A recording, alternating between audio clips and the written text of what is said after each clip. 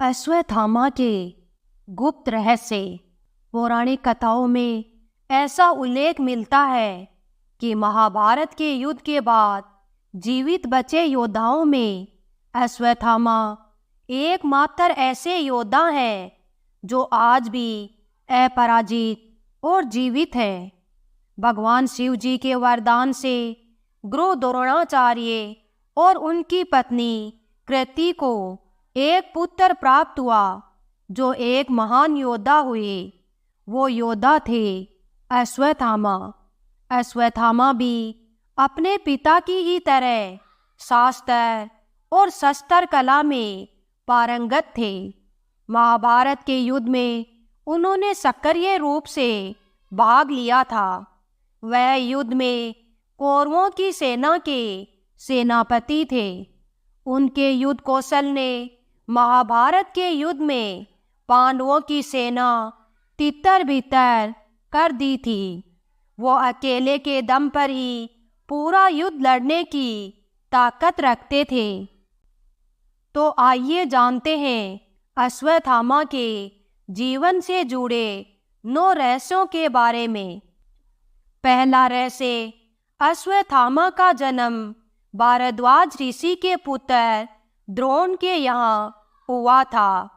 उनकी माता ऋषि सरद्वान की पुत्री कृपि थी। द्रोणाचार्य का गोत्र अंगिरा था। तपस्यारत द्रोण ने पितरों की आज्ञा से संतान प्राप्ति हेतु कृपि से विवाह किया। कृपि भी बड़ी ही धर्मज्ञ, सुशील और तेजस्विनी थी। दोनों ही संपन्न परिवार से थे। जन्म लेते ही अश्वत्थामा ने ऊंचे सरवा के समान घोर शब्द किया जो सभी दिशाओं और व्योम में गूंज उठा।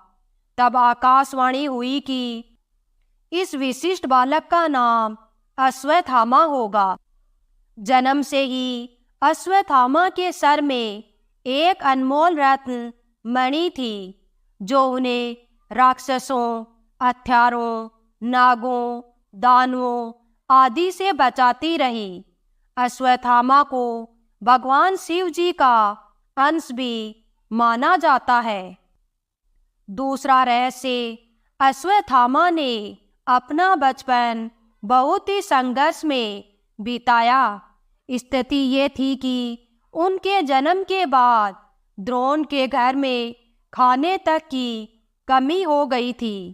कथाओं के अनुसार चावल के आटे का घोल पीकर बालक अश्वत्थामा कहते थे कि मैंने दूध पी लिया। इस विपन्नता को दूर करने के लिए द्रोण परशुराम जी से विद्या प्राप्त करने उनके आश्रम गए। द्रोण आश्रम से लौटे तो घर में गाय तक न थी। अन्य ऋषि कुमारों को दूध पीते देखकर अश्वत्थामा दूध के लिए रोता था। और एक दिन द्रोण ने देखा कि ऋषि कुमार चावल के आटे का घोल बनाकर अश्वत्थामा को पिला चुके हैं और अबोध बालक अश्वत्थामा मैंने दूध पी लिया यह कहते हुए आनंदित हो रहा है। यह देखकर द्रोण स्वयं को धिक्कारते हैं। तो इससे यह सिद्ध होता है कि अश्वत्थामा ने अपना बचपन जैसे तैसे आटे का घोल पीकर बिताया। लेकिन जब वे अपने मित्रों के बीच रहते थे तो झूठ ही कह देते थे कि मैंने तो दूध पी लिया। तीसरा रहस्य, अपनी आर्थिक स्थिति से परेशान द्रोण ने मदद के लिए अपने बचपन के मित्र राजा द्रुपद के पास जाने का विचार किया। वो अपने पुत्र अश्वत्थामा के साथ राजा द्रुपद के दरबार में जा पहुँचे। लेकिन वहाँ उन्हें धिक्कार का ही सामना करना पड़ा।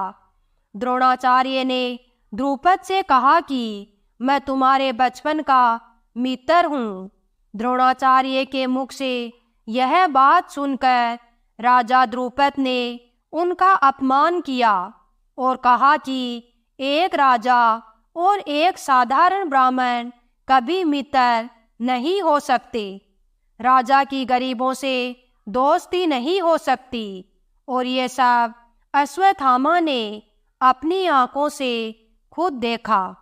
अश्वत्थामा के बाल मन पर उस वक्त क्या गुजरी होगी जब उनके पिता को वहां से धक्के मारकर निकाल दिया गया। हालांकि बाद में पांडवों ने गुरु दक्षिणा के रूप में गुरु द्रोण को द्रुपद का राज्य छीनकर दे दिया था। चौथा रहस्य, अश्वत्थामा को लेकर द्रोण पांचाल राज्य से कुरु राज्य में हस्तिनापुर आ गए और वहां वे कुरु कुमारों को धनुष बाण की शिक्षा देने लगे। अश्वत्थामा भी पिता के इस कार्य में मदद करने लगे। वे भी कुरुओं को बाण विद्या सिखाते थे। बाद में द्रोण कौरवों के आचार्य बन गए और उन्होंने दुर्योधन सहित अर्जुन आदि को शिक्षा दी। आचार्य के प्रति उदारता दिखाते हुए पांडवों ने गुरु दक्षिणा में उनको द्रुपद का राज्य छीन कर दे दिया। बाद में द्रोण ने द्रुपद को आधा राज्य लौटा दिया और आधे को उन्होंने अश्वत्थामा को दे दिया था। उत्तर पांचाल का आधा राज्य लेकर अश्वत्थामा वहां के राजा बन गए। अब द्रोण भारत भर के सबसे श्रेष्ठ आचार्य थे। कुरु राज्य में उन्हें भीष्म, धृतराष्ट्र, विदुर आदि से पूर्ण सम्मान प्राप्त था। अंततः अभावों के दिन विदा हो गए थे। पांचवा रहस्य, अश्वत्थामा जीवन के संघर्ष की आग में तपकर सोना बने थे। महान पिता द्रोणाचार्य से उन्होंने धनुर्वेद का ज्ञान प्राप्त किया था। द्रोण ने अश्वत्थामा को धनुर्वेद के सारे रहस्य बता दिए थे। सारे दिव्यास्त्र, आग्नेय, वरुणास्त्र, पर्जन्यास्त्र, वायास्त्र, ब्रह्मास्त्र, नारायणास्त्र, ब्रह्मास्त्र सभी उसने सिद्ध कर लिए थे और वे भी द्रोण, भीष्म, परशुराम की कोटि के धनुर्धर बन गए। अर्जुन और कर्ण भी उससे अधिक श्रेष्ठ नहीं थे। नारायणास्त्र एक ऐसा अस्त्र था जिसका ज्ञान द्रोण के अलावा महाभारत के अन्य किसी भी योद्धा को नहीं था। यह बहुत ही भयंकर अस्त्र था। अश्वत्थामा के ब्रह्म तेज, वीरता, धैर्य, तितिक्षा, शास्त्र ज्ञान, नीति ज्ञान, बुद्धिमत्ता के विषय में किसी को संदेह नहीं था। दोनों पक्षों के महारथी उनकी शक्ति से परिचित थे। महाभारत काल के सभी प्रमुख व्यक्ति अश्वत्थामा के बल, बुद्धि व शील के प्रशंसक थे। भीम जी रथियों और अतिरथियों की गणना करते हुए राजा दुर्योधन से अश्वत्थामा के बारे में उनकी प्रशंसा करते हैं, किंतु वे अश्वत्थामा के दुर्गुण भी बताते हैं। उनके जैसा निर्भीक योद्धा कौरव पक्ष में और कोई नहीं था। छठा रहस्य, जब राक्षसों की सेना ने घटोत्कच के नेतृत्व में भयानक आक्रमण किया तो सभी कौरव वीर भाग खड़े हुए। तब अकेले ही अश्वत्थामा वहां अड़े रहे। उन्होंने घटोत्कच के पुत्र अंजन पर्वा को मार डाला। साथ ही उन्होंने पांडवों की अक्षौहिणी सेना को भी मार डाला और घटोत्कच को घायल कर दिया। अश्वत्थामा कौरव सेना के प्रधान महारथी थे। कुरुराज ने अपने पक्ष की 11 अक्षौहिणी सेना को 11 महारथियों के सेनापतित्व में संगठित किया था। ये थे द्रोण, कृप, शल्य, जयद्रथ, सुदक्षिण, कृतवर्मा, अश्वत्थामा, कर्ण, भूरी सर्वा, शकुनी और बहालिंग। अतः अश्वत्थामा 11 सेनापतियों में एक प्रमुख स्थान रखता है। इधर युद्ध में अर्जुन, भगवान श्री कृष्ण जी, युधिष्ठिर, भीम, नकुल, सहदेव, द्रुपद, धृष्टद्युम्न तथा घटोत्कच आदि लड़ रहे थे। उनके रहते हुए भी उनके देखते ही देखते अश्वत्थामा ने द्रुपद, सूत, सूरत और शत्रुंजय, कुंती भोज के 90 पुत्रों तथा बलानिक, शतानिक, जयासव, श्रुताहय, हेममाली, प्रसूरधर तथा चंद्रसेन जैसे वीरों को रण में मार डाला और युधिष्ठिर की सेना को भगा दिया था। अश्वत्थामा द्वारा किए जा रहे इस विध्वंस को देखते हुए पांडव पक्ष में भय और आतंक व्याप्त हो गया था। अब अश्वत्थामा को रोका जाना बहुत जरूरी हो गया था। सभी इस पर विचार करने लगे, अन्यथा अगले दिन हार निश्चित थी। 7वां रहस्य। भीष्म के सरसैया पर लेटने के बाद 11वें दिन के युद्ध में कर्ण के कहने पर द्रोण सेनापति बनाए जाते हैं। दुर्योधन और शकुनी द्रोण से कहते हैं कि वे युधिष्ठिर को बंदी बना ले तो युद्ध अपने आप खत्म हो जाएगा।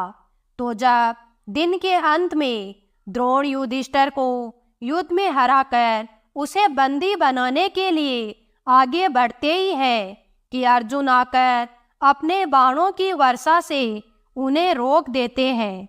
नकुल युधिष्ठिर के साथ थे और अर्जुन भी वापस युधिष्ठिर के पास आ गए। इस प्रकार कौरव युधिष्ठिर को नहीं पकड़ सके, लेकिन द्रोण की संहारक शक्ति के बढ़ जाने से पांडवों के खेमे में दहशत फैल जाती है। पिता पुत्र ने मिलकर महाभारत युद्ध में पांडवों की हार सुनिश्चित कर दी थी।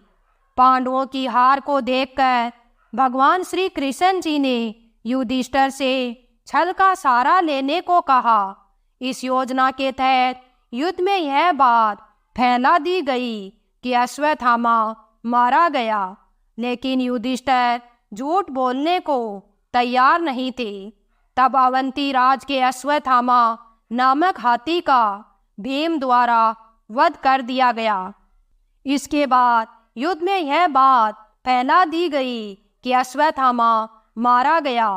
जब गुरु द्रोणाचार्य ने धर्मराज युधिष्ठिर से अश्वत्थामा की सत्यता जाननी चाहिए तो उन्होंने जवाब दिया कि अश्वत्थामा मारा गया, परंतु हाथी है या इंसान पता नहीं।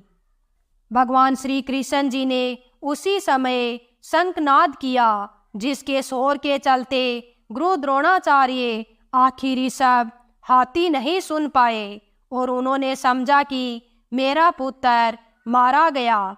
यह सुनकर उन्होंने शस्त्र त्याग दिए और युद्ध भूमि में आंखें बंद कर शोक में डूब गए। यही मौका था जब द्रोणाचार्य को निहत्था जानकर द्रौपदी के भाई धृष्टद्युम्न ने तलवार से उनका सर काट डाला। यह समाचार अश्वत्थामा के लिए भयंकर रूप से दुखद था। पिता की छलपूर्वक हत्या के बाद अश्वत्थामा युद्ध के सभी नियमों को तोड़कर किनारे कर देता है। 8वां रहस्य। पिता की छलपूर्वक मृत्यु से दुखी होकर अश्वत्थामा मजबूर होकर नारायण अस्त्र का प्रयोग करता है, जिसके चलते एक ही झटके में पांडवों सहित उनकी संपूर्ण सेना नष्ट हो जाती है। सभी नारायण अस्त्र से नष्ट हो जाते, लेकिन पांडवों को इस अस्त्र से बचाने के लिए तुरंत भगवान श्री कृष्ण जी उनसे अपने अपने अस्त्र त्याग रथ से नीचे उतरने का आदेश देते हैं और कहते हैं कि सभी नारायण अस्त्र के सामने आत्मसमर्पण कर लो, अन्यथा मारे जाओगे। सभी पांडव और सेना ऐसा ही करती है। समर्पण से ही वे सभी बच सके। जब अश्वत्थामा ने यह देखा कि सभी पांडव बच गए हैं तो उसे अपने अस्त्र पर संदेह होता है। तब वह अर्जुन पर आग्नेय अस्त्र का प्रयोग करता है, लेकिन भगवान श्री कृष्ण जी के कारण अर्जुन फिर बच जाता है। तब अश्वत्थामा को बड़ा क्रोध आता है। वह अपना धनुष फेंक देता है और अपनी विद्या पर संदेह करने लगता है। 9वां रहस्य। 18वें दिन कौरवों के 3 योद्धा शेष बचे थे, अश्वत्थामा, कृपाचार्य और कृतवर्मा। इसी दिन अश्वत्थामा द्वारा पांडवों के वध की प्रतिज्ञा ली गई, लेकिन समझ में नहीं आया कि कैसे पांडवों को मारा जाए। तभी एक उल्लू द्वारा रात्रि को कौवे पर आक्रमण करने पर एक उल्लू उन सभी को मार देता है। यह घटना देखकर अश्वत्थामा के मन में भी यही विचार आता है और घोर काल रात्रि में कृपाचार्य और कृतवर्मा की सहायता से पांडवों के शिविर में पहुंचकर सोते हुए पांडवों के 5 पुत्रों को पांडव समझकर उनका सर काट देता है। इस घटना से धृष्टद्युम्न जाग जाता है तो अश्वत्थामा उसका भी वध कर देता है। अश्वत्थामा के इस कुकर्म की सभी निंदा करते हैं। अपने पुत्रों की हत्या से दुखी द्रौपदी विलाप करने लगती है। उसके विलाप को सुनकर अर्जुन उस हत्यारे अश्वत्थामा के सर को काट डालने की प्रतिज्ञा लेते हैं। अर्जुन की प्रतिज्ञा सुन अश्वत्थामा भाग निकलता है। तब भगवान श्री कृष्ण जी को सारथी बनाकर और अपना गांडीव धनुष लेकर अर्जुन उसका पीछा करते हैं। अश्वत्थामा को कहीं भी सुरक्षा नहीं मिली तो भय के कारण वह अर्जुन पर ब्रह्मास्त्र का प्रयोग कर देता है। मजबूरी में अर्जुन को भी ब्रह्मास्त्र चलाना पड़ा। ऋषियों की प्रार्थना पर अर्जुन तो अपना अस्त्र वापस ले लेते हैं, लेकिन अश्वत्थामा अपना ब्रह्मास्त्र अभिमन्यु की विधवा उत्तरा की कोख की तरफ मोड़ देता है। भगवान श्री कृष्ण जी अपनी शक्ति से उत्तरा के गर्भ को बचाते हैं। अंत में भगवान श्री कृष्ण जी बोलते हैं कि हे अर्जुन, धर्मात्मा को, सोए हुए को, असावधान को, मतवाले को, पागल को, अज्ञानी को, रथहीन को, स्त्री तथा बालक को मारना धर्म के अनुसार वर्जित है। इसने धर्म के विरुद्ध आचरण किया है। सोए हुए निरपराध बालकों की हत्या की है। जीवित रहेगा तो पुनः पाप करेगा। अतः तत्काल इसका वध करके और इसका कटा हुआ सर द्रौपदी के सामने रखकर अपनी प्रतिज्ञा पूरी करो। भगवान श्री कृष्ण जी के इन वचनों को सुनने के बाद भी अर्जुन को अपने गुरु पुत्र पर दया आ गई। उन्होंने अश्वत्थामा को जीवित ही शिविर में ले जाकर द्रौपदी के समक्ष खड़ा कर दिया। पशु की तरह बंधे हुए गुरु पुत्र को देखकर द्रौपदी ने कहा, हे आर्य पुत्र, ये गुरु पुत्र तथा ब्राह्मण है। ब्राह्मण सदा पूजनीय होता है और उसकी हत्या करना पाप है।